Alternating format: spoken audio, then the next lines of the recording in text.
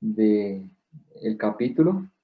Habíamos dicho que, que lo leyeran, que les recomendábamos que estuvieran leyendo un poco acerca de la teleología divina. El hermano Gino eh, muestra qué es la teleología y da algunos puntos, unos puntos como importantes de la teleología.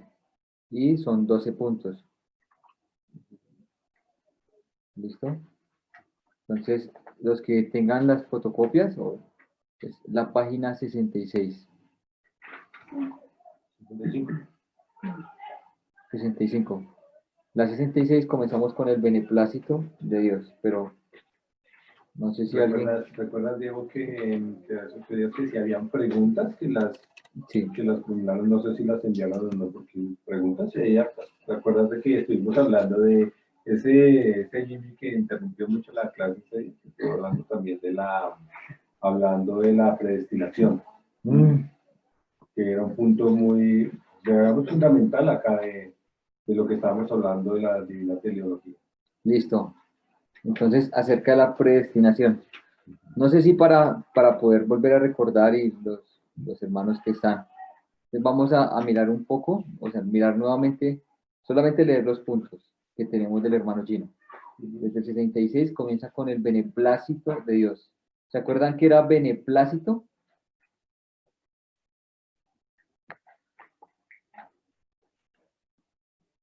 Voluntad. El beneplácito, algo que le placía, que le plació. Que hablábamos de, por ahí una de flugó, la palabra flugó, que esa viene a ser una derivada de placer. Después de ese beneplácito de Dios, sabiendo que del Señor, o sea, cuando uno ve la palabra beneplácito, uno ve el corazón de Dios, un poco del corazón de Dios, que es su buena voluntad, esa parte que sale de adentro del Señor, que es que le plació, y le plació algo, la voluntad de Dios. El segundo punto, entonces decidió lo que soberanamente Dios decidió algo y lo determinó. Después de la voluntad encontramos el tercero, que es el designio de la voluntad de Dios.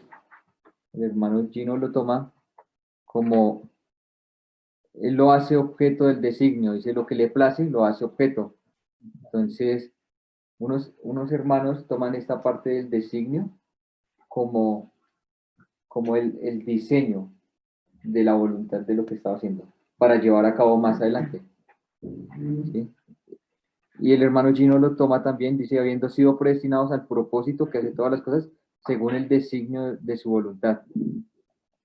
Dice, el designio de la voluntad de Dios es lo que Él decidió, el acto de la voluntad en escoger y decidir. Entonces diseñó. Después de esto, el Señor hace el propósito eterno de Dios. Entonces, el propósito, y vemos que es antes de la fundación del mundo. Perdón, decía en Efesios 1:11. Entonces ahí venía una inquietud mía que decía, en él asimismo tuvimos herencia, habiendo sido predestinados conforme al propósito del que hace todas las cosas según el designio de su voluntad. Entonces, ya vamos a ir para allá, para la predestinación, pero aquí también está tocando algo importante que es el propósito. Está diciendo la predestinación, el propósito, el designio y su voluntad. Sí. Entonces, tres palabras importantes. Ahorita yo tengo pensado cómo mover el computador así, para que ustedes vean, porque tengo o sea, una diapositiva de Efesios. Listo. Bueno, para que podamos ver un poco ahorita estos términos que el hermano Gino está hablando. Entonces, el designio de la voluntad de Dios. Y conforme a este designio, pues el Señor tiene un propósito y este propósito es eterno, ¿cierto? Y este propósito lo dice que es antes de la fundación del mundo. Un propósito eterno. Y llegamos al quinto, que es la presencia de Dios. Sabiendo esto como base, antes de llegar a la elección, porque no podemos dejar la elección como primer punto, sino que hay una base. La base son 5 cosas. su beneplácito, su voluntad, ¿sí? El tercero que es el designio de su voluntad, el propósito y la presciencia, que la presciencia de Dios es el conocimiento de antemano de todas las cosas. Entonces, en esta presciencia encontramos que Dios conocía de antemano todas las cosas, todo. Y ahora, con respecto a este conocimiento, el Señor dice que se propuso en sí mismo, o sea que hay un consejo determinado. Y este consejo determinado también es eterno. O sea, todo lo que estamos hablando es difícil aún de nosotros entenderlo y aún de razonarlo. Por eso como que digo que esa es una de las materias más complejas porque es meterse uno a los pensamientos de Dios. Pero ahí lo va llevando. Y el hermano Gino, gracias a Dios, lo va llevando. Oye, sí, Chévere, sí. para que no sea tan difícil. Lo va llevando. Entonces, Clásico, voluntad, designio, propósito. Entonces vemos aquí el consejo que es determinado de Dios, un consejo que se propuso en sí mismo. Y de ahí llegamos a una base fundamental, aún para todo lo que estamos viendo de la teleología, que es la elección divina. Y ya en la elección entonces vemos algo que en Efesios dice que según nos escogió. Entonces ya la elección está un poquito más arriba, pero la base sigue siendo el beneplácito, el conocimiento de antemano, el designio de su voluntad. O sea, esta es la base, y al entender esta base, pues podemos llegar a la elección, y a la elección divina. Entonces vamos con la elección divina. El hermano Gino lo explica bien chévere. Después el octavo punto, que es la predestinación. Los eligió, pero los eligió para algo, que en Efesios nos lo va a decir. Predestinados, y la palabra predestinación es que él puso un horizonte o puso una mira fija, un fin, que eso es teleología, el fin divino. Entonces el propósito divino que lo puso hasta ya lo último que es la predestinación, que ya lo dejó allá, en esa parte, casi en la meta, que es algo. Entonces dice, la palabra es proorizo, ahorita vamos a mirarlo un poquito más. Predestinación. Entonces los eligió y los predestinó, y ahí ya dice para que fuesen adoptados, lo dice en Efesios, o no lo dice en Romanos 8, para que fuesen a la imagen de su Hijo. Entonces de ahí pasamos al 9, que es la ordenación de parte de Dios. Entonces Dios ordenó, decretó, predestinar es dar un destino por anticipado, y ordenar es mandar que ese destino se consiga. Entonces, en Efesios 1:11 nos va a decir, Él hace, y ese hacer es la palabra energía, o sea, obra. No solamente predestinó y dijo, ya, ese es el propósito, sino que también Él mismo da una ordenación, y esa ordenación es el que ayuda que se cumpla lo que el Señor ya predestinó, que lo puede ayudar. Luego de ahí pasamos a la preparación de antemano, ¿sí? Pero si no me pasé alguno. No, sí, la ordenación de parte de Dios. La preparación de antemano dice que hay una preparación de antemano para gloria.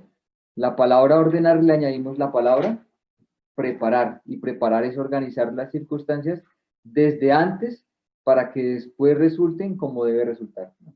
Que eso el hermano Gino también lo explica, ¿cierto? Ese es el punto 10. Entonces, ordena, prepara, y después el don de la gracia de Dios antes de los tiempos de los siglos. Entonces, acá ya el Señor da también, no solamente ordena, prepara, sino que también da la gracia. O sea, Él mismo es quien lo da para que se pueda cumplir todo esto, ¿no? Entonces, 2 Timoteo 1:9 dice, quien nos salvó y llamó con llamamiento santo, no conforme a nuestras obras, sino según el propósito suyo y la gracia que nos fue dada en Cristo Jesús antes de los tiempos de los siglos, pero que ahora ha sido manifestada por la aparición de nuestro Salvador Jesucristo, el cual quitó la muerte y sacó a luz la vida y la inmortalidad por el Evangelio.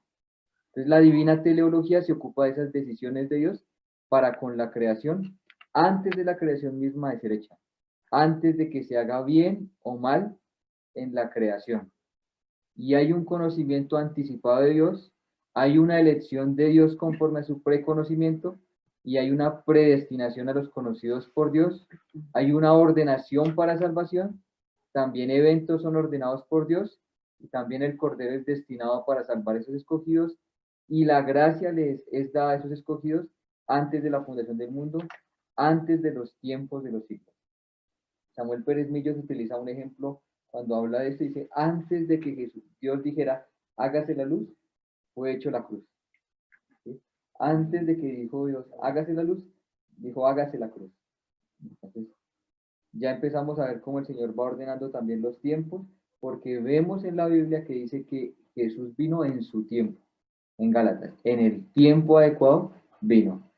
Entonces, y la última parte que es muy importante, la 12, que es la mano de Dios, que es el número 12. Y es la intervención providencial según el plan de Dios.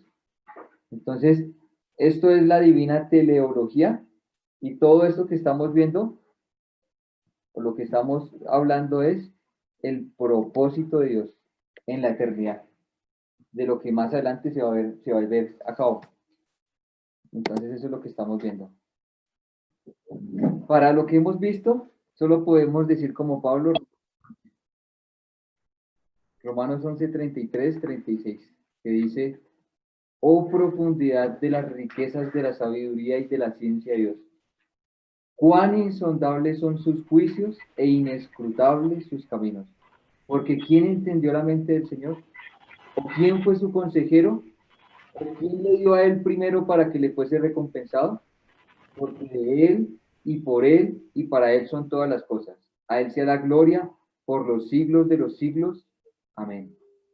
Entonces aquí ya encontramos lo que Pablo termina diciendo después de haber visto este glorioso evangelio, de ver el propósito del Señor aún con el pueblo de Israel y todo, tener que decir cuán profundos son las riquezas de la sabiduría y de la ciencia de Dios, cuán insondables son sus juicios e inescrutables sus caminos. ¿Quién entendió la mente del Señor? ¿Cómo podríamos nosotros razonar hasta tal punto en donde decimos, no, es que Dios propuso esto y entonces puso esto y acá? No, no, no, eso le quedó mal. Este plan del Señor, intentar ser como un arquitecto cuando tiene un plano y decir, no, no, no, este plano está mal. Aquí está. ¿Nos podríamos decir que seríamos más sabios que Dios? Nunca podríamos decir que somos más sabios que Dios. Entonces, si encontramos todos los propósitos del Señor, vemos también que los propósitos del Señor son perfectos y son buenos. Entonces, bueno, para recordar, ¿qué es teleología? Teleología es una palabra que viene de la raíz griega de telos. Teleología se utiliza mucho para todo lo que se hable de fin. El hermano Gino en los puntos cruciales hablaba de que teníamos que decir teleología divina, porque si decíamos solo teleología, hay teleología por todo, porque lo que significa es fin, no en el sentido de una terminación de los fin de los tiempos, sino en el de propósito, el propósito, el fin, el propósito, el objetivo o la meta. Eso es lo que significa teleología. Y todo aquello que tiene que ver con lo que Dios planeó. Eso es teleología divina. Todo lo que tiene que ver con lo que Dios planeó. Y con el conocimiento anticipado de Dios de cuál sería el fin de todas las cosas. Entonces acá no vamos a ver algo ya hecho, sino solamente el plan eterno de Dios, el fin y el propósito, hasta el fin de todas las cosas. No podemos entonces decir que es ya el Señor obrando, no. Hasta estos momentos vimos teología propia acerca del ser del Señor, y ahora el plan y el propósito del Señor, de todo lo que Dios se propuso, y dice que conforme a su beneplácito, su buen propósito. Entonces, eso es la teleología.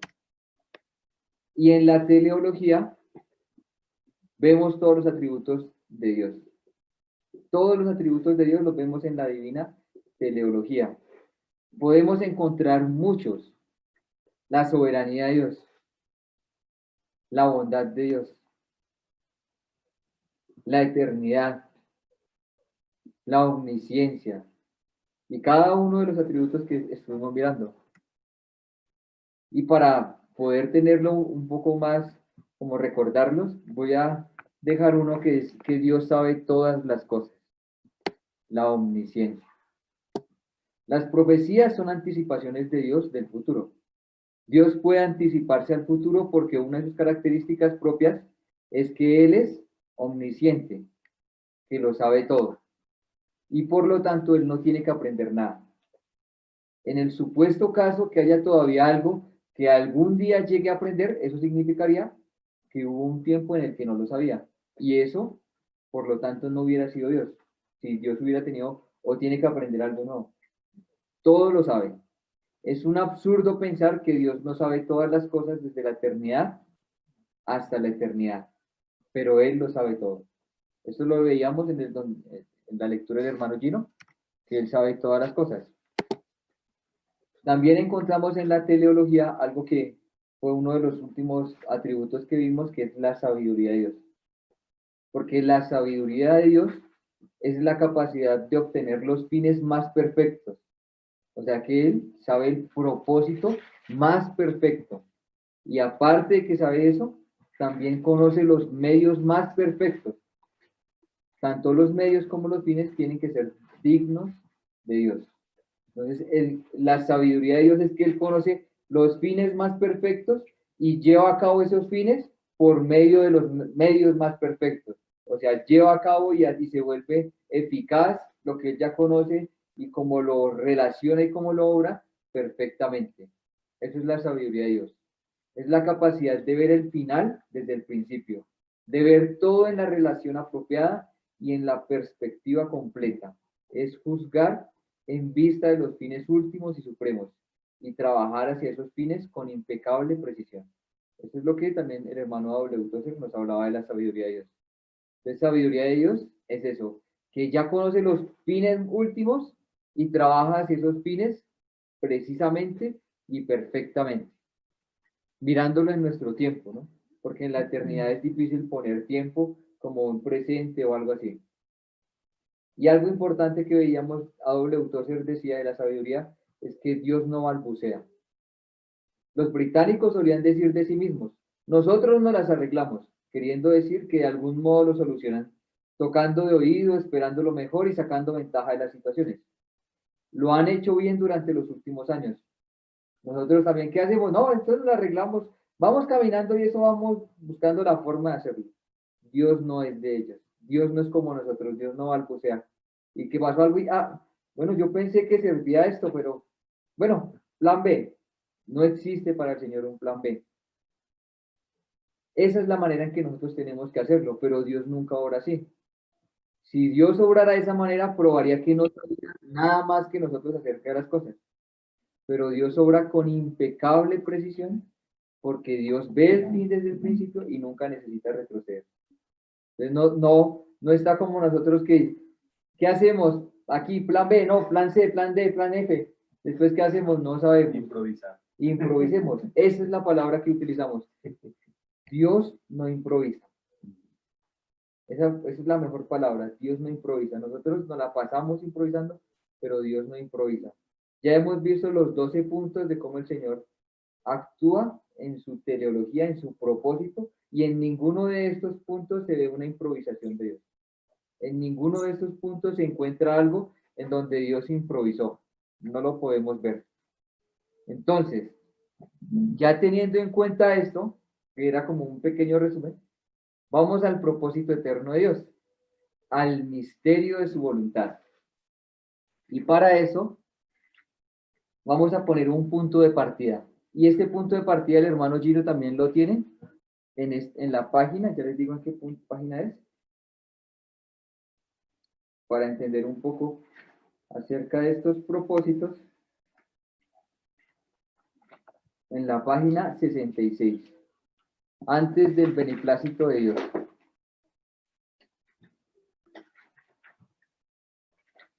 Ahí, entonces,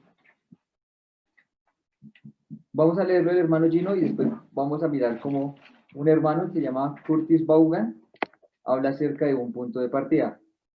El hermano Gino dice, vemos pues que existe toda un área de investigación bíblica y de materia de oración en la palabra de Dios acerca de estos temas.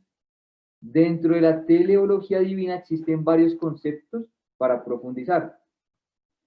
En Efesios capítulo 1 encontramos algunas expresiones a las cuales hay que dejarles decir lo que dicen, pero procurar no malentenderlas. Entonces, el punto de partida está en Efesios capítulo 1 y vamos a dejar que la palabra diga y el Señor nos guarde a nosotros mismos de malentenderla. Entonces, Curtis Vaughan decía, si ha visto alguna vez a un topógrafo que demarca los terrenos donde se han de construir nuevas casas, sabrá cuánto cuidado debe tener con respecto a dónde coloca su teodolito de tránsito. Esto se debe a que es necesario determinar exactamente el punto de partida antes de hacer el levantamiento de planos. Si el punto de partida es incorrecto, los linderos serán confusos, las casas quedarán mal colocadas y la gente acudirá en grupos a los tribunales para protestar por la violación de sus derechos de propiedad. Si no se toma ese punto de partida de un topógrafo bien. Esto es de tanta importancia que los constructores se niegan a comenzar su trabajo hasta que se hayan levantado los planos. Igualmente, el mismo Señor nos muestra que eternamente no podemos decir que Él aprendió algo, pero en su eternidad el Señor tiene un plan perfecto. Los linderos completos. No hay ningún punto en donde tengamos que decir, ¿qué pasó acá, Señor? Pero es que mire, se equivocó. No, nada de eso, sino que encontramos y podemos descansar primeramente en la soberanía, en la sabiduría, en la omnisciencia, en la bondad de Dios mismo. Y Efesios 1 trata del punto de partida en las cuestiones espirituales, tanto para el cristiano como para todo el cuerpo de Cristo. Y para ello se remonta hasta la eternidad misma, hasta la voluntad soberana de Dios. Entonces, Efesios 1 es quien nos va a estar ayudando para entender un poco acerca de la teleología. Y aquí tenemos el texto.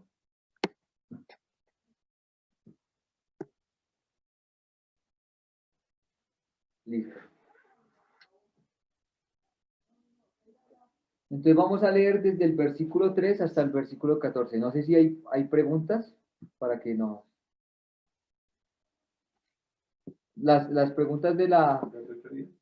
No, de lo que hemos visto. De las 8 días, vamos a verlas. Tal vez el Señor nos permita que ya en el mismo estudio de la misma palabra, tal vez vayan quedándose un poco respondidas. No estamos profundizando. Sabemos que solo vamos a utilizar estas horas para terminar teleología y continuar con cosmología. Entonces vamos a leer Efesios 1 del 3 al 14. Y ahí pues los hermanos se dan cuenta que dejé como subrayado algunas partes para que pues lo podamos luego leer un poco más con esos puntos importantes. Entonces comenzamos. Bendito sea el Dios y Padre de nuestro Señor Jesucristo, que nos bendijo con toda bendición espiritual en los lugares celestiales en Cristo, según nos escogió en Él antes de la fundación del mundo. Importante, ¿para qué? Para que fuésemos santos y sin mancha delante de Él. En amor habiéndonos predestinado, otra vez un para ser adoptados hijos suyos por medio de Jesucristo, según el puro afecto de su voluntad, para alabanza de la gloria de su gracia, con la cual nos hizo aceptos en el amado, en quien tenemos redención por su sangre, el perdón de pecados según las riquezas de su gracia, que hizo sobreabundar para con nosotros en toda sabiduría e inteligencia, dándonos a conocer el misterio de su voluntad, según su beneplácito, el cual se había propuesto en sí mismo, de reunir todas las cosas en Cristo en la dispensación del cumplimiento de los tiempos, así las que están en los cielos como las que están en la tierra. En Él Asimismo tuvimos herencia, habiendo sido predestinados conforme al propósito del que hace todas las cosas según el designio de su voluntad, a fin de que seamos para el avance de su gloria.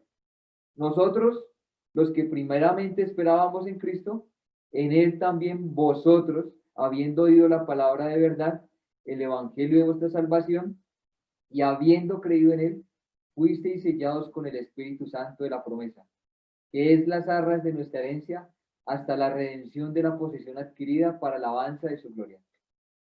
Un pasaje largo, un pasaje que tiene mucho para decir. Utilicé también un libro, hay un libro que el hermano Christian Chen tiene, se llama El misterio de su voluntad, y él explica, antes de poder comenzar con Efesios, tiene que hablar de la madurez del apóstol Pablo para poder escribir esto. Y tenía una madurez grande, aquel hombre o apóstol del cual estaba libre en medio de la cárcel. Aquel hombre que estaba en los lugares celestiales en medio de una cárcel. Ya realmente tenía una madurez donde el Señor cada día más le estaba formando a la imagen de nuestro Señor Jesucristo. Entonces, el hermano Christian Chen dice que por eso es tan importante, antes de comenzar, entender cuál nivel de madurez tenía Pablo con respecto hacia el Señor. Porque ya no estaba en las épocas más fructíferas, sino que ya estaba en una cárcel en donde Pablo se había propuesto ir hasta España, pero el Señor lo había querido llevar. Y también quería ir a Roma, pero el Señor lo quiso llevar a Roma en cadenas. Y ese era el propósito del Señor. Pero ahí no iba a estar en cadenas, sino que como Pablo, como aún Alberto nos lo explica en Filipenses, cuando dice que yo estoy preso, pero no en esta cárcel de Roma, sino en Cristo. Y cuál gozo tiene y cuál realmente deseo tiene porque todos puedan conocer al Señor. Entonces, ese tipo de madurez es el que el Señor nos permita para poder entenderlo. Hay dos cosas importantes que uno empieza a ver. En el versículo 8 dice que hizo sobreabundar para con nosotros en toda sabiduría e inteligencia. Entonces el Señor hizo sobreabundar para con cada uno de nosotros en toda sabiduría e inteligencia. ¿Y qué hizo con esta sabiduría e inteligencia? Fue sobreabundada a cada uno de nosotros dándonos a conocer el misterio de su voluntad. O sea que el Señor ya realmente, por medio aún de Pablo, podemos conocer cuál es ese misterio de su voluntad. Como misterio, como hablábamos de la Trinidad, no significa que es algo que no se va a ver, o sea, que está oculto, sino que el Señor lo ha revelado, pero no lo vamos a poder entender a profundidad, porque no vamos a poder nunca llegar a la última profundidad. Nunca vamos a poder llegar, es como un océano bien profundo, bien profundo. Y tal vez ahorita con Efesios, la primera vez que se lea, vamos a entender un poquito. Y más adelante, cuando el Señor haya realmente tratado con nosotros y todo, vamos a poder entender un poco más acerca de este propósito. Cuando se habla de sabiduría e inteligencia también, sabiduría porque realmente lo vamos a poder entender. O sea, entenderlo vamos a entender. Y la inteligencia es porque vamos a poder llevar a cabo esta misma misterio de su voluntad como siendo práctico, haciendo lo que ya entendimos. Entonces el Señor permita que podamos tener sabiduría e inteligencia para este misterio de su voluntad. Entonces vamos a llegar a las partes difíciles en donde, hermano, uno resbala. ¿Sí? Y el Señor guarde porque siempre ha habido discusión en algunas cosas. Entonces vamos a leer el versículo 4 completo y vamos a llegar a la palabra de elección. ¿Listo? Entonces el 4 dice, según nos escogió en él, antes de la fundación del mundo, para que fuésemos santos y sin mancha delante de él. El 5 también, en amor habiéndonos predestinado para ser adoptados, hijos suyos, por medio de Jesucristo, según el puro afecto de su voluntad. Entonces, una de las palabras que se utiliza o se mal utiliza es la elección. Entonces, vamos a ver algunas bases de la elección. Entonces, según nos escogió, la palabra es Etzelexato nos escogió, y la base de la elección está en el mismo versículo 4. Según nos escogió en él. Entonces, la base está en Cristo. Cuando se lee Efesios, podemos nosotros subrayar o tomar cuando habla de en él o en Cristo, porque se va a ver durante toda la carta ese en Cristo. Entonces, la base que tenemos en Efesios para la elección es que es en Cristo. Que aparte de Cristo y de su obra a favor nuestro, no habría habido elección. Si no es por medio y si no es que estamos en Cristo, no hay una elección. Por tanto, tampoco habría habido salvación, si no es en Cristo. Por consiguiente, en vista de que la redención de los pecadores está íntimamente ligada a la persona y a la obra del Hijo de Dios, nadie debe creerse uno de los elegidos de Dios, a menos que esté seguro de que está en Cristo Jesús. Realmente la base, o a veces uno puede decir, no, es que yo soy el elegido, entonces yo puedo hacer lo que quiera, o cosas así, ¿sí? O los elegidos, nosotros somos los elegidos, se utilizaba mucho en muchas partes para hablar de esa elección. En realidad, la primera cosa que nosotros debemos saber es si estamos en Cristo. Si estamos en Cristo, el Señor realmente nos ha escogido. Y esta base es en Cristo. La primera parte o la primera base es que la base de la elección es en Cristo. La elección divina también descansa en la presencia del Padre, que nos había conocido de antemano en Cristo, que estábamos en Cristo. A los que antes conoció, a estos llamó, y a los que llamó, predestinó, ¿cierto? Entonces el Señor conocía a quiénes, a los que estaban en Cristo. Esta es la base de todo, y Efesios no nos va a sacar nunca de Cristo. Nunca nos va a sacar de la obra de Cristo, porque aquel que tal vez no ha creído en el Señor no debe estar preocupado si fui o no fui, sino de creer. Porque al momento que cree, pues realmente está en Cristo. El Señor nuevamente le da una naturaleza y vemos algunas bendiciones. Entonces la elección descansa en la presencia del Padre, o sea, en el conocimiento de antemano. No significa un mero conocer de las cosas, que el Señor conocía de antemano, sino de un designio de Dios para llevarlo a cabo, de ese designio de su voluntad que vamos a ver más adelante. Él conocía de antemano. La elección divina también fue hecha antes de la fundación del mundo. O sea, fue antes de la fundación del mundo, es decir, fue una elección eterna. Fue hecha antes de que existiera ninguna cosa creada. En realidad, aún antes de que empezara el tiempo. Encontramos esa elección. Y la elección divina también tenía un propósito determinado. O sea, la elección no fue solo como, ¿qué hacemos? Escojamos a los que están en Cristo. ¿Para qué? Hay un propósito. Y estamos viendo la teleología de ese propósito, un propósito determinado. Y ese propósito está en dos partes. Para que seamos santos y sin mancha delante de Él. Ese es el propósito del Señor. Y el segundo es en el versículo 5. Para ser adoptados hijos suyos.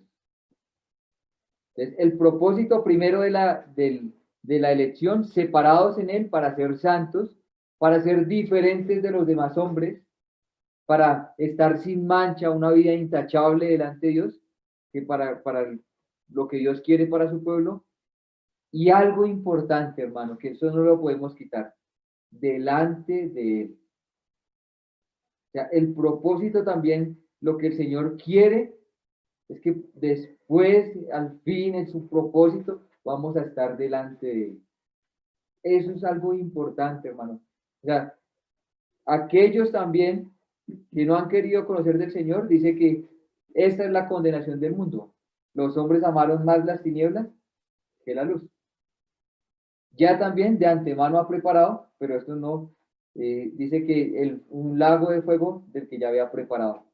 Pero esto no es lo más terrible, sino que ellos van a estar separados de Dios eternamente. Pero para aquellos que están en Cristo, van a estar delante de Él. Pregunta, hermano. Es que levantaron la mano acá. Levantaron la mano por ahí, por interno. Pregunto. Según la palabra de Dios, de acuerdo a lo que Él nos está manifestando, todos tenemos oportunidad siempre en Él, porque en un pasaje de nuestras vidas va a haber una persona que nos va a hablar del Señor, ¿cierto? Independientemente sea o no realmente convertido, pero va a haber alguien, el Señor usa a alguien, a una determinada, digamos, algunos, pues, qué bonitos los que han nacido en un hogar cristiano, que han conocido al Señor tempranamente, como otros que conocimos después, ¿cierto? Pero Dios da esa oportunidad. Yo pregunto en todo esto, y siempre me está en mi cabeza Judas, que porque dice la palabra que a quien predestinó, al hijo de perdición. Sí, el hijo de perdición. Al hijo de perdición, ¿cierto? O sea, que él ya estaba predestinado para eso. ¿O cómo puede saber uno, oiga, es que Augusto está predestinado para hacer malo, para hacerle mal a uno? Listo. Este Augusto no otro, ¿no? Y a esto vamos. El hermano Jimmy está hablando de la predestinación y dijo cómo Judas fue predestinado tal vez para ser el hijo de perdición. Entonces, estamos viendo de la elección y la elección es en Cristo antes de la fundación del mundo y el propósito de la elección es para que seamos santos y sin mancha delante del Señor. O sea, primer cosa... Él no era ninguna de las dos. O sea que la elección no está hablando de que Dios está eligiendo para que unos sean malos. No está diciendo eso, ¿cierto? La elección, o cuando está diciendo acá, para que seamos, para que fuésemos santos y sin mancha. Y la predestinación, vamos a continuar con la predestinación que está hablando el hermano, que ya es un propósito o algo de antemano que el Señor quiere proponerte, y es esto, nuestra posición delante de Dios, que es y la predestinación cuando se habla en el Nuevo Testamento es esta, para ser adoptados hijos suyos por medio de Jesucristo. Una relación filial con Dios. Esto lo vamos a ver en la predestinación. Entonces, antes de continuar con la predestinación, porque la predestinación tiene algo hermosísimo para ver, vamos a hablar un poquito de la doctrina. Hay un hermano llamado Mackintosh, tiene un libro que se llama Linderos y Tropezaderos, y él toma de referencia esta parte. Esto lo tomé de Francisco La Cueva, que referencia a Mackintosh. La doctrina de la elección en su debido lugar, en vez de ser un tropezadero, en la senda de buscadores angustiados, vendrá a ser lindero bien fijado por los antiguos, como también por los apóstoles inspirados del Señor y Salvador Jesucristo. En lugar de la doctrina de elección ser un tropezadero, es un lindero, es aquel que nos va a llevar, y ya sabemos cuál es el propósito de lo que quiere el Señor con nosotros, para que fuésemos santos y sin mancha delante de Él. Todos sabemos que una verdad sacada de su lugar es más peligrosa que un error manifiesto. Si alguien se levantase a decir claramente que la doctrina de la elección es falsa, deberíamos rechazar sin titubeos sus palabras, pero quizá no estemos tan bien preparados para hacer frente a otro que aun cuanto admita que tal doctrina es verdadera e importante, la saca del lugar que Dios le asignó. Entonces, esta es más dura. A usted le dicen, Dios no existe, y uno dice, no, palabra del Señor, ¿sí? O vamos a hacerlo con el ejemplo de la elección. La elección no existe, sí, mire estos versículos. Ya, lo podemos mostrar por la palabra. Pero aquellos que dicen la elección es, y le añaden otra cosa diferente, es más difícil a veces para nosotros poder entenderlo. Y algo importante, cuando hablamos de elección y predestinación, no podemos sacarlas de esos versículos tan importantes. No podemos hablar de elección para condenación. No está hablando de ese versículo. No estamos viendo de predestinación para hacer malo. Nunca habla de eso la Biblia. Entonces vamos a ver cómo es realmente lo que la Biblia nos habla de la elección y la predestinación. Poniéndolos en el lugar. Solamente poniéndolos en el lugar.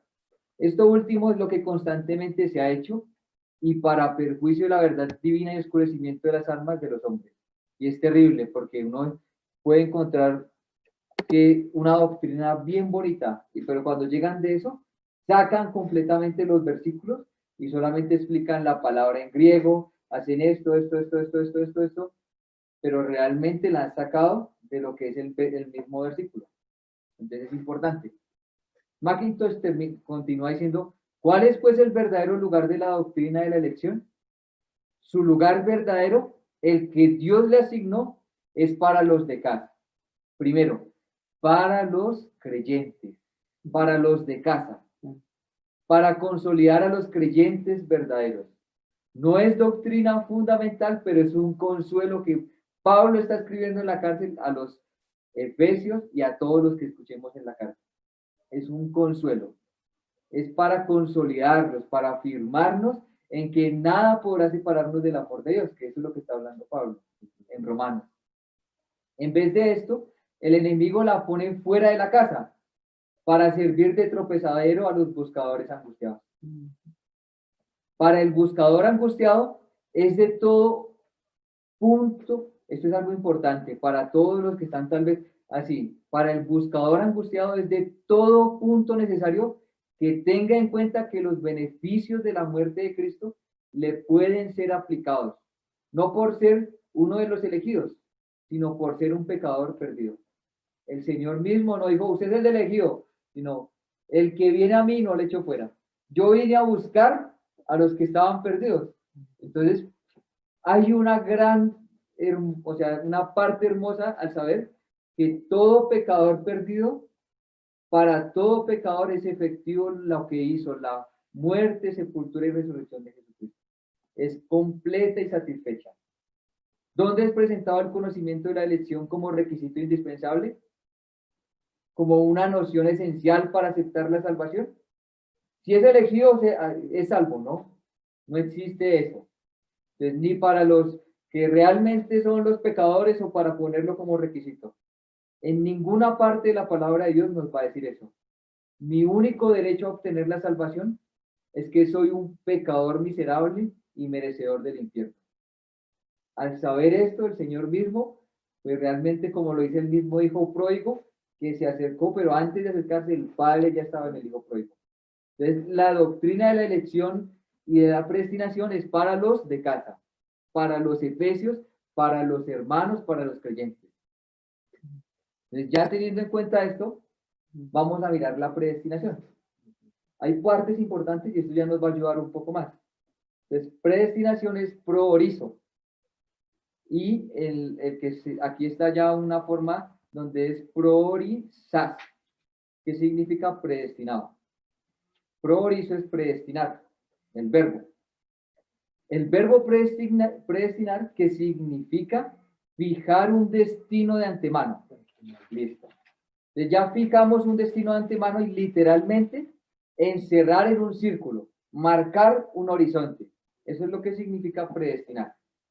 Aparece en todo el Nuevo Testamento en relación con el destino de los creyentes, pero no en relación con la salvación o condenación del pecador. No existe la predestinación para salvación y no existe la predestinación para condenación. ¿Por qué? Leamos nuevamente Efesios 1:5. ¿Qué dice?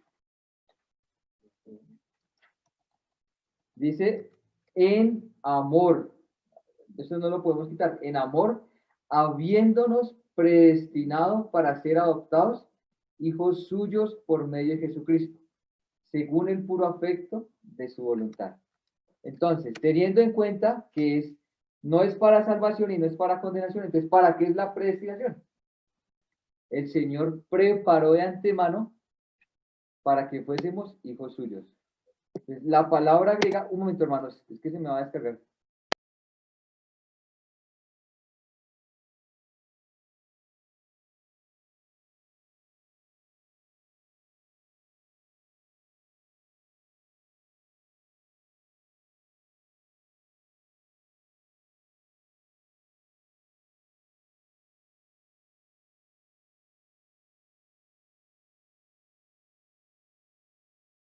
Sí. Listo. Ahora vamos a ver la predestinación. Entonces la palabra prorizo quiere decir determinar por anticipado. Y se usa únicamente en la palabra de Dios para indicar los maravillosos planes que Dios tiene para los que han creído en su Hijo. Los maravillosos planes que Dios tiene para los que han creído en su Hijo.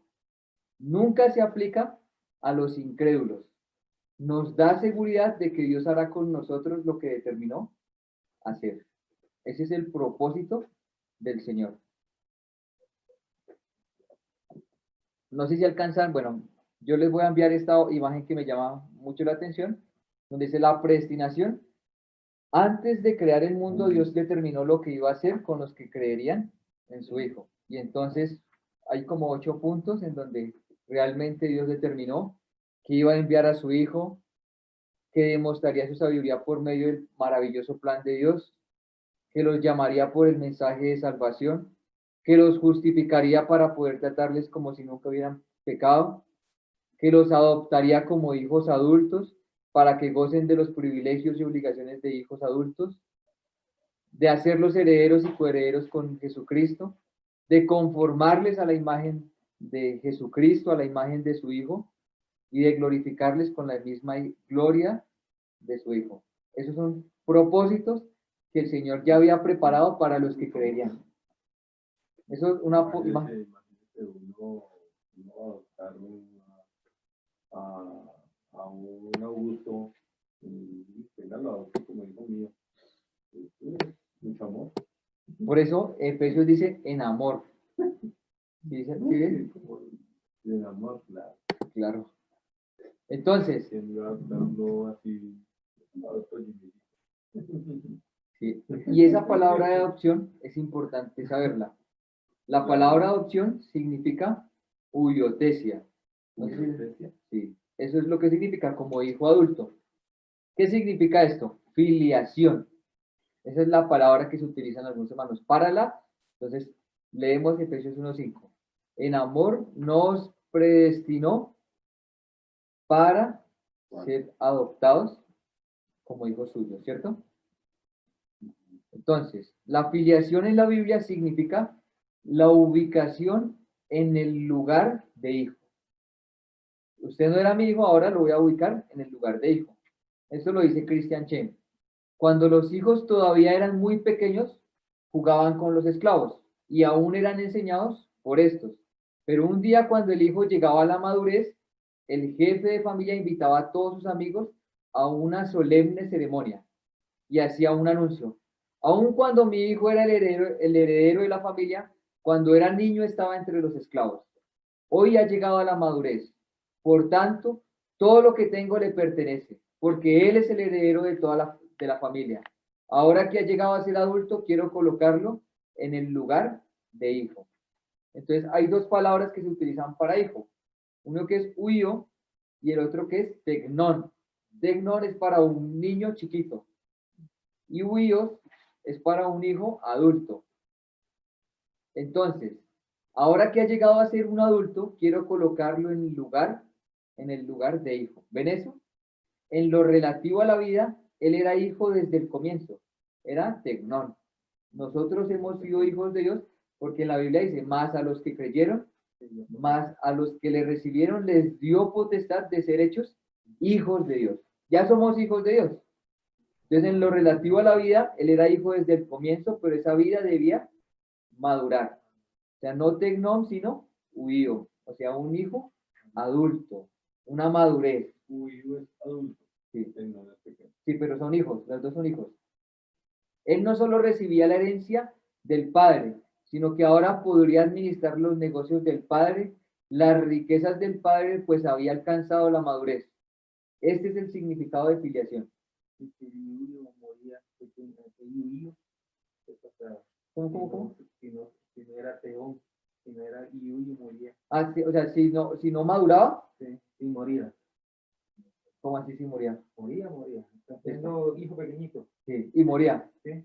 Entonces, esa es la otra parte que tomaban algunos en donde decían que lo que hacía en adopción era que cogía a una persona y ya era grande y lo adoptaba como hijo adulto. O sea, era una adopción. La palabra adopción no significaba lo mismo que acá ahorita. que escoger a un niño chiquito y decirle, porque en realidad usted no necesitaba un niño chiquito. No existían niños chiquitos, tantos tan pequeños porque, o sea, digamos en esa época no existía el aborto. Lo que hacían era coger el niño y botarlo y que se muriera. Entonces la adopción principalmente, aunque no todas las veces, pero principalmente cuando se habla de la adopción, era porque los romanos decían, no va a quedar sin, o sea, yo me muero y ¿qué? No va a haber heredero. Entonces adoptaba a una persona para que fuera heredero.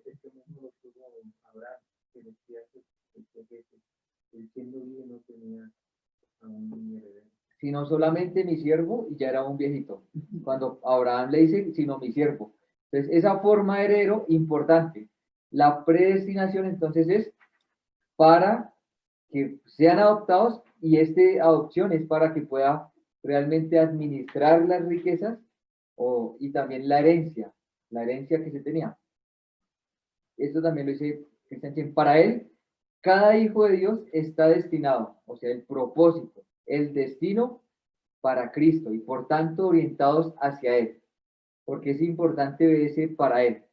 Pero yo voy a tenerlo aquí en la Biblia, como lo dice en Efesios 5.1, dice, Efesios 1.5, no 5.1, habiéndonos predestinados para ser adoptados hijos suyos por medio de Jesucristo. Y aquí nos dice, según el puro afecto de su voluntad. Entonces, ahora, dice hijos suyos por medio de Jesucristo. El medio y el todo realmente para esta parte de adopción es Jesucristo mismo. ¿Se da cuenta que no va a sacar de Jesús? Hágalo por su propia cuenta. El Señor lo destinó y de ahí usted hágale. No hay eso. El hermano Gino por eso pone esos 12 puntos para hablar del último, que es la mano de Dios mismo. La energía o los dones que el Señor da, la gracia que el Señor da, para que se pueda hacer esta destinado que el Señor tiene para cada uno de nosotros, ¿no? Por medio de Jesucristo, según el puro afecto de su voluntad. Entonces, para ser adoptados para Él, y ese para Él o delante de Él también, cada hijo de Dios está destinado para Cristo. Y por tanto, orientados hacia Él. Es decir, virtud de la eterna determinación de Dios, los salvos están destinados a ser santos en Cristo, por medio de Cristo y en orden de Cristo. Entonces, el fundamento, como Jesús lo dice, porque todas las cosas fueron hechas por Él, en Él, por Él y para Él, ¿cierto? Algo así. Entonces, esto es realmente la elección y la predestinación. Sé que hay más cosas para decir porque los hermanos tienen un montón de estudios, pero hay que tener cuidado con los mismos estudios. Hay estudios que solamente toman la palabra y ¡ruf! Toda una doctrina completa.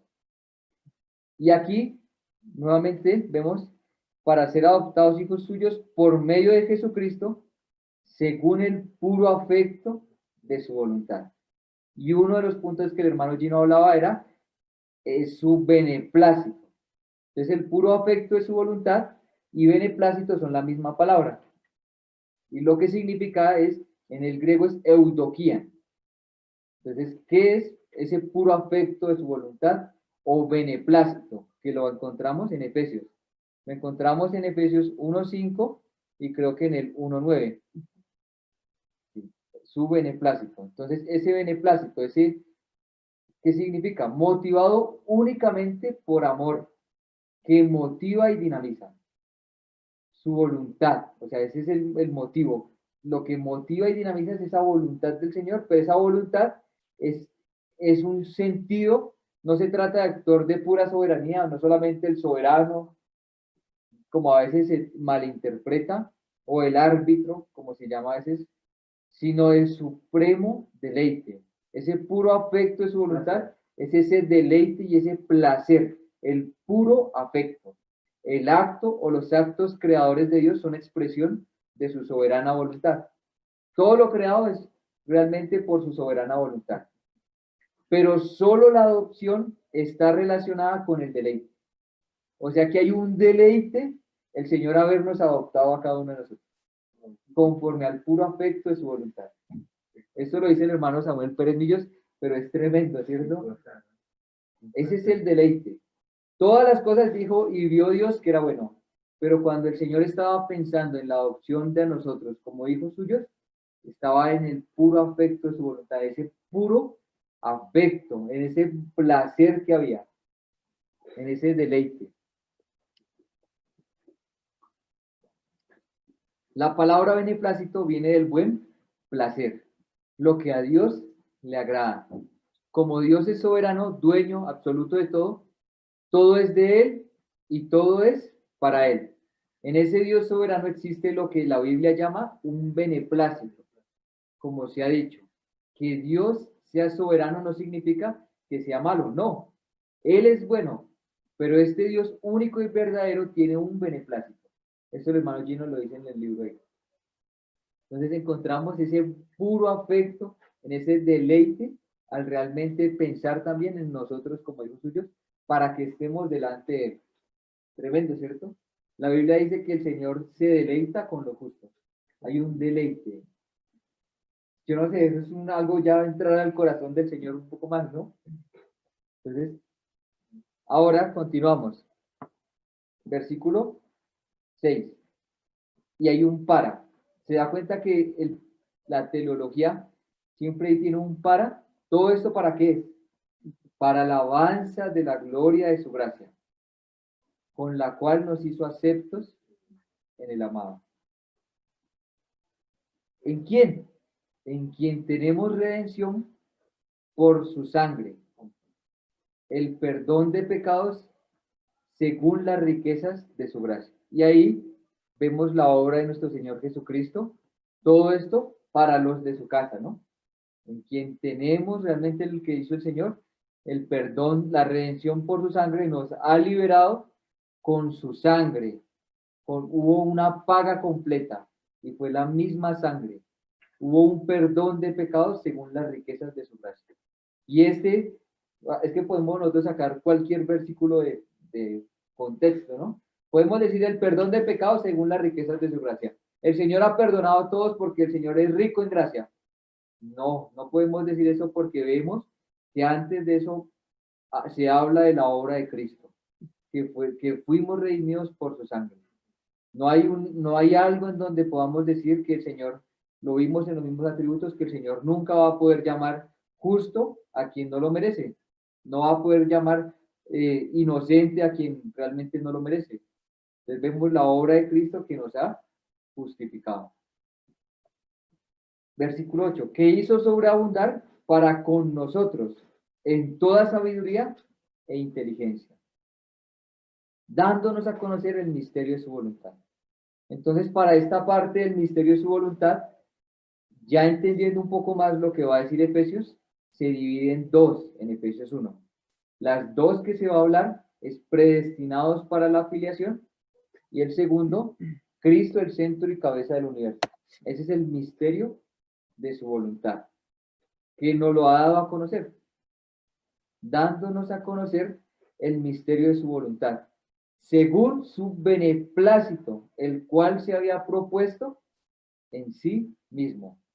Entonces, para el misterio de su voluntad, el hermano Christian Chen lo toma como un pequeño resumen estas dos. La voluntad eterna de Dios. Si preguntamos cuál es la voluntad, vemos el versículo 5 donde nos dice que el Señor ha predestinado, nos ha predeterminado para que seamos adoptados como hijos suyos. Entonces Pablo usa dos verbos para describir su obra. Nos escogió y habiéndonos predestinados para ser adoptados hijos suyos, o mejor, para la filiación, por medio de Jesucristo. Cuando Él primeramente nos escogió, lo hizo antes de la fundación del mundo. De la misma forma, cuando Él primeramente nos predestinó para la filiación, otra vez lo hizo antes de la fundación del mundo. Y más que eso, habiéndonos predestinado para la filiación por medio de Jesucristo, según el puro afecto de su voluntad. Entonces, en aquel tiempo Él ya tenía un maravilloso plan, porque en el comienzo existía la voluntad de Dios y basado en esa voluntad, Él determinó un plan. Dios tenía un propósito, Él deseaba hacer algo con nosotros. Entonces el propósito, el misterio de su voluntad es con nosotros o conmigo personalmente y con todos nosotros con respecto a la misma iglesia, que más adelante va a hablar de Cristo, la iglesia y nosotros, personalmente y la iglesia. La palabra predestinación se refiere a la afiliación. Hermanos, esa es la voluntad de Dios. Dios no solo quiere que seas salvo, sino que crezcas desde la infancia hacia la adolescencia y finalmente hasta ser un adulto. Esta es la voluntad eterna de Dios. Pero esta es solamente una línea y una parte de la historia. No solamente quiere que seamos maduros, ser formados a la imagen de su Hijo Jesucristo, sino que quiere algo más. Y el segundo lo encontramos de reunir todas las cosas en Cristo, en la dispensación del cumplimiento de los tiempos, así las que están en los cielos como las que están en la tierra. Entonces, dándonos a conocer el misterio de su voluntad. Ese misterio de su voluntad que es según su buen placer o su buen propósito, y el cual el Señor se había propuesto en sí mismo. ¿Y cuál es? De reunir todas las cosas en Cristo. Que Cristo sea el centro y cabeza del universo. Ese es el propósito. De reunir todas las cosas en Cristo, en la dispensación del cumplimiento de los tiempos, así las que están en los cielos como las que están en la tierra. ¿Cuál es el propósito de Dios en sí mismo? Descubrimos que un día habrá una reunión de todas las cosas en Cristo. Y eso significa todas las cosas en el universo, tanto las que están en los cielos como las que están en la tierra. En otras palabras, un día todo el universo va a ser reunido en Cristo. ¿Qué significa esto? Que Cristo va a ser el centro del universo y no solo el centro, sino en verdad la cabeza del universo. ¿Cuál es el propósito eterno de Dios? Por un lado, que nosotros lleguemos a la madurez, a la filiación, y esta es una línea de pensamiento. Y la segunda, que Cristo sea el centro y la cabeza del universo. Ese es el propósito o el misterio de su voluntad que nos lo revela el Señor o nos lo muestra en Efesios, que es esta parte. Entonces, el propósito del que hace todas las cosas. Entonces vamos a continuar. De reunir todas las cosas en Cristo en la dispensación del cumplimiento de los tiempos, así como las que están en los cielos, como las que están en la tierra. En él, asimismo, tuvimos herencia, habiendo sido predestinados conforme al propósito del que hace todas las cosas según el designio de su voluntad. Y ahí encontramos tres palabras. O sea, Efesios 1:11 es el que más encuentra las palabras así reunidas. Tres palabras. Habiendo sido predestinados, designio, propósito, designio y voluntad. El designio de su voluntad. Entonces, el propósito expresa la decisión tomada por Dios, sin condicionamiento alguno. El Señor se propuso, y acá nos lo dice en el 8, que se propuso en sí mismo. Hubo un consenso, como el hermano Gino lo explicaba. Tuvimos herencia habiendo sido predestinados conforme al propósito del que hace todas las cosas según el designio de su voluntad. La segunda es designio, que es la deliberación en la mente divina, quien decide su actuación hacia los creyentes en el tiempo, planificándola desde la eternidad, hacia los creyentes. O sea, el propósito del Señor, la predestinación es aquellos que han creído en el Señor. Porque ya el hombre está condenado, ya el Señor no tiene que hacer algo más. O sea, ya el Señor no tiene que decir peque porque el hombre nace pecando. El Señor no tiene que realmente, como algunos ponen esas ordenanzas, en donde dicen, yo fue voluntad de Dios que yo hice esto. Y quitamos o malinterpretamos todas las cosas. Es terrible, terrible cuando llega uno a tal punto, ¿no? Debe la culpa a Dios. Claro. Pero aquí encontramos el beneplácito del Señor, encontramos cada uno de los términos. Y la voluntad, que vemos en el designio de su voluntad, que es la inclinación hacia lo que antes había decidido. Entonces, se inclina a lo que ya había decidido. Esa es la voluntad. Todo el pasaje enfatiza la soberanía de Dios en determinación y ejecución. Ese es el pensamiento que proviene del verbo traducido como hace. Porque si vemos el versículo, dice, en el versículo 11, en él asimismo tuvimos herencia, habiendo sido predestinados conforme al propósito del que hace.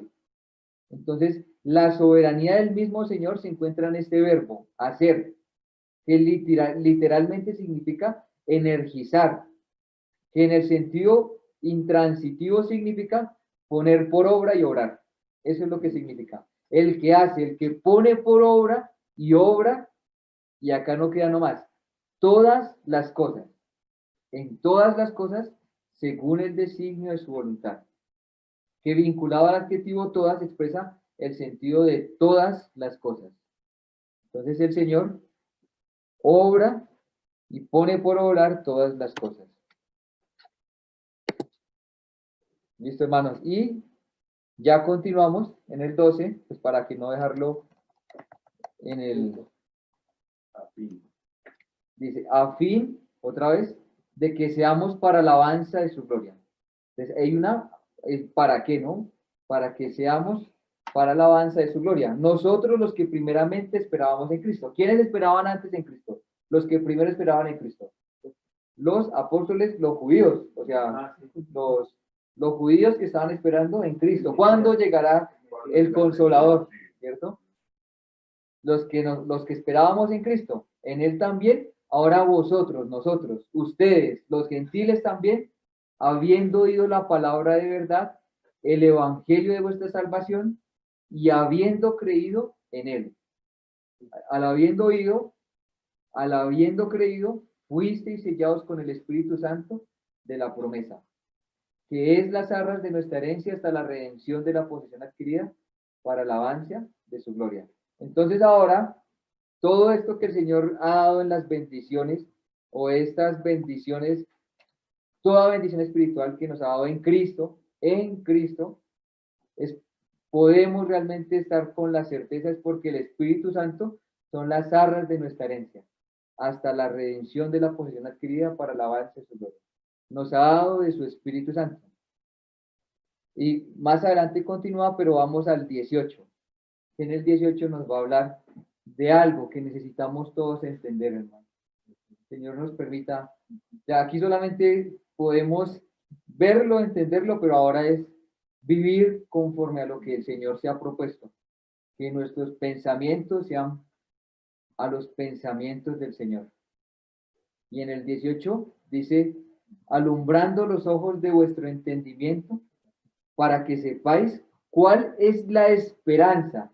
Esperanza es porque algo que estamos esperando, a que Él os ha llamado. ¿Y cuáles las riquezas de la gloria de su herencia? En los santos. Porque si nos ha predestinado el Señor, también nos ha hecho coherederos con Cristo. Ese es el propósito. Y si vemos en Romanos, Romanos nos lo explica un poco más fácil también, 8, del 28. Y sabemos que los que aman a Dios. Ya Pablo, realmente llegó Pablo ya cuando entiende un poco sus pensamientos, su vida es diferente. Porque no está viviendo según acá, sino viviendo como poniendo las cosas, su mirada en las cosas de arriba. Entonces, Señor, sabemos que a los que aman a Dios, todas las cosas le ayudan a bien. Esto es, a los que conforme a su propósito son llamados. Porque a los que antes conoció, ya entendemos un poco, ya vimos como la predestinación y la elección son para los de casa, como lo dice Macintosh. Ya vemos cómo esto lo que nos ayuda es para poder ver que nuestro fin no es este, que la misma naturaleza y el mismo universo dice que como con dolores de parto, esperando la manifestación de los hijos de Dios. O sea, está esperando que realmente el Señor, también ellos, seamos formados a la imagen de su Hijo. Todos estamos esperando eso. A los que antes conoció, también los predestinó, para que fuesen hechos conforme a la imagen de su Hijo, para que Él sea el primogénito entre muchos hermanos. Y a los que predestinó, a estos también llamó. Y a los que llamó, a estos también justificó. Y a los que justificó, a estos también glorificó. ¿Qué pues diremos a esto? Y aquí vemos a Dios. Si Dios es por nosotros, ¿quién contra nosotros? Entonces vemos acá ya la obra del Señor. ¿Y cuál es? Dice, para que fuesen hechos conforme a la imagen de su Hijo, para que Él sea el primogénito entre muchos hermanos. Y acá el misterio de su voluntad, seamos hechos a la imagen de su Hijo y Cristo sea el centro o la reunión de todas las cosas, Cristo sea la cabeza de todas las cosas. Entonces, ahí parte y vemos cómo el Señor entonces lo quiere. El hermano aún Christian Chen, cuando hablaba un poco también de esta voluntad, bueno, me gustó mucho este pensamiento y solo les digo este pedacito para que lean después el libro. Porque él más adelante, cuando ya muestra un poco el misterio de su voluntad, toma un versículo que el Señor dice, y bueno me es hacer tu voluntad, en Hebreos. Dice, y me preparaste un cuerpo para hacer tu voluntad. Entonces dice, vemos que Cristo fue preparado un cuerpo por medio de María también para que pudiera hacer la voluntad, pero sigue haciendo la voluntad porque el Señor siguió preparando un cuerpo y ese cuerpo somos nosotros. Tremendo, ¿cierto? Y ahí continúa. O sea, ahí es puntos suspensivos para que sigamos leyendo el libro, es muy bueno. Es para que pudiéramos hacer su voluntad. Entonces, bueno, hermanos, pues no sé si hay más preguntas, si los confundí más. Hermanos, pues. Eso queda grabado. No, así.